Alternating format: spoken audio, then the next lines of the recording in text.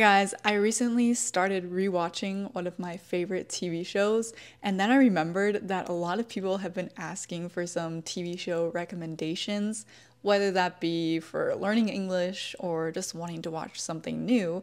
So I thought I'd share with you some of my all-time favorite TV shows, and these would be great for practicing English or maybe even just learning about American humor or American culture or anything like that. So let's get into it. First is the show that I just started rewatching recently, and this one is Avatar: The Last Airbender. And I know when some people see a cartoon, they might be thinking, oh, I don't want to watch that. That's just for kids. And it is, but just hear me out on this. It is a kids show technically, and I did watch this for the first time when I was a kid. But regardless of that, it's still considered one of the best TV shows in America. And to this day, people still talk about this show. So basically in this show, there are 4 nations, and each nation is based off an element, like water, fire, earth, and air. Some people in these nations have the ability to bend these elements. So if you live in the water nation, you might be able to water bend and control the water with your hands. But there is one person who is able to control all 4 elements, and this person is called the Avatar. And this person is supposed to keep the peace between all 4 nations. But the current Avatar goes missing, and he's been missing for more than 100 years. So the Fire Nation kind of starts this war and is trying to conquer all 4 nations until one day the Avatar comes back. So when he comes back, he has to master all 4 elements and restore peace and stop the war. I could honestly talk about this show for so long. It's so good. It's so interesting. There are so many great characters that have amazing character development. The animation is great. It feels nostalgic to me at least. And despite being a kids show, it does deal with some pretty heavy topics while also sometimes being really lighthearted and fun to watch. I have a very special place in my heart for this show, and I also highly recommend it to you guys because the good thing about cartoons is that usually they speak pretty clearly and it's really easy to understand what they're saying. The conversations are pretty simple, it's easy to follow, and they also use a lot of phrases and expressions that we really do use in real life. I really highly recommend this show. It's really good. And just trust me on this and give it a shot. And each episode is only like 20 minutes long, so it's pretty easy to squeeze in your schedule. If you don't want animation or cartoons, I totally understand.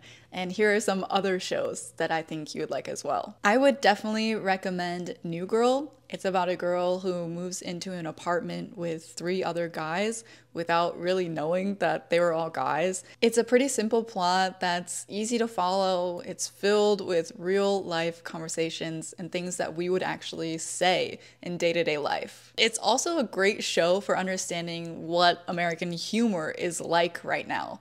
So a lot of other sitcoms, they might be a little cheesy, and personally for me, I really hate those laugh tracks that they add in.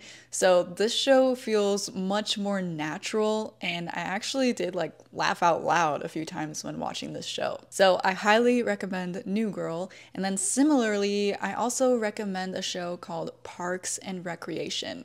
And we usually just refer to this as Parks and Rec because the name is literally way too long. And for this show, you also just have to trust me on this. Like the first season is pretty rough.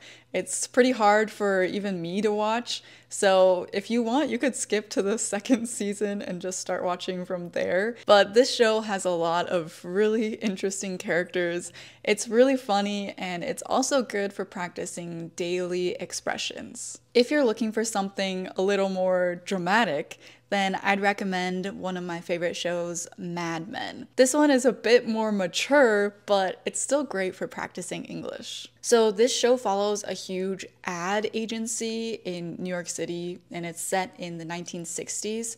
And we follow the main characters who are working in the creative department, and they're making all these ads for these huge companies. But we also see the characters' complex lives in a time in America where things were changing so rapidly, both socially and economically. One of the reasons I love this show so much is not only because of the story, which is really great, it's really interesting, but also because they pay such close attention to detail. So from the set design to the costumes to the way that people thought back then, everything is so realistic in the show. So I think if you like drama and history and interesting storylines, this would be a really, really great show to watch. I highly recommend it. And this show is great not only for practicing English, but it also shows you a lot of really important historical events that happened in America.